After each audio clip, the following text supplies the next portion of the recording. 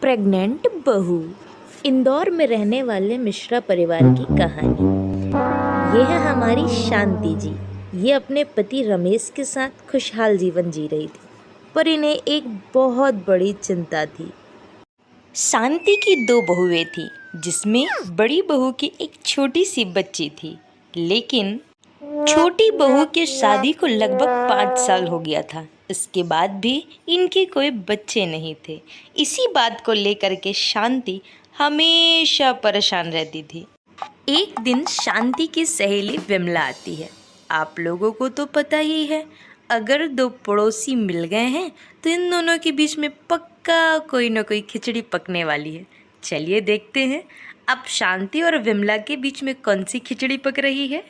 शांति, आज न तेरे और तेरे पूरे घर वालों का मेरे घर में निमंत्रण है। तुम लोग सही टाइम पे आ जाना। हाँ हाँ, जरूर आऊंगी। पहले ये तो बता, किस बात का निमंत्रण है आज तेरे घर में?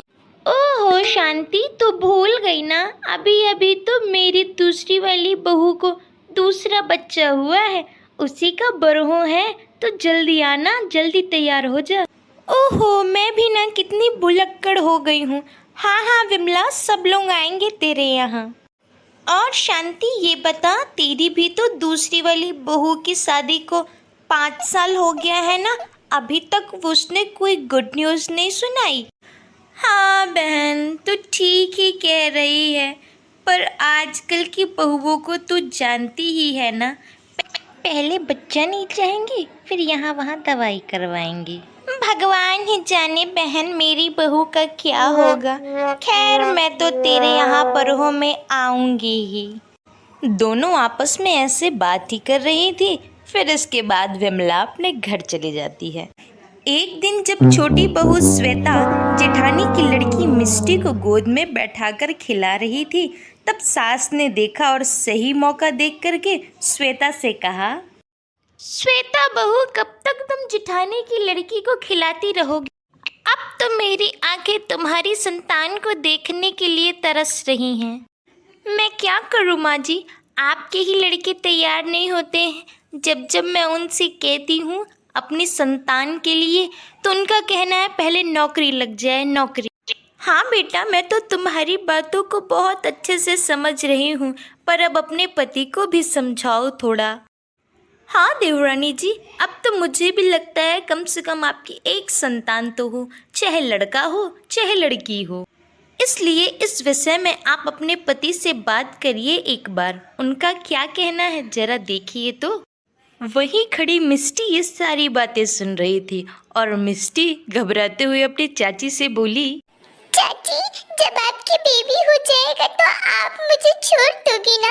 फिर मुझसे आप इतना प्यार नहीं किया करोगी ना? सारा प्यार अब अपने बेबी को ही दे दोगी ना? मिष्टी की ऐसी बातें सुन के श्वेता की आंखों में आंसू आ जाते हैं और वो रोते हुए मिष्टी से कहती है, नहीं नहीं बेटा, मैं हमेशा तुम्हारी माँ के जैसे ही रहूँगी, चाहे मेरी कितनी भी संतान हो जाए। तुम ऐसा न बोलना आज से।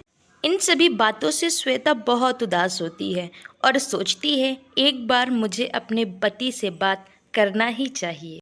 इतना कहकर के निधि अपने कमरे में आ जाती है और अपने पति से कहती है, सुनो ना, आज जब मैं नीचे बैठी थी ना माँ जी और जेठानी जी के साथ, तो जेठानी जी ने मुझसे कहा कि अब हम लोगों को एक बच्चा पैदा कर लेना चाहिए। 5 साल हो गए हैं हमारी शादी को। तुम कह तो ठीक रही हो, पर अभी तुम्हें पता है ना, मेरी नौकरी नहीं लगी है और बिना नौकरी के बच्चे पैदा करना मेरे ख्याल से आज की महंगाई में ठीक नहीं होगा। इसलिए कुछ दिन और रुक जाओ तुम। पति की बात सुनकर के निधि और ज़्यादा उदास हो जाती है। जब उसे कुछ समझ में नहीं आता, तब जाती है जेठानी जी से बात करने के लिए। निधि के जेठानी श्वेता सफाई कर रही थी। निधि ने सही मौका जाना और श्वेता के पास आई। दीदी देखिए ना, ये मानते ही नहीं है बच्चों के लिए। मैं सबको कैसे समझाऊं कि मैं तो चाहती हूँ बच्चे, पर मेरे पति ही नहीं चाह रहे, पहले नौकरी बोल रहे। निधि, मैं सारी बातें समझ गई हूँ।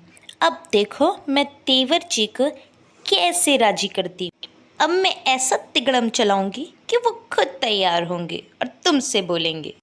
चलिए नेक्स्ट एपिसोड में देखेंगे कि आखिर जेठानी जी ने ऐसा कौन सा प्लान बनाया कि देवर जी मान गए।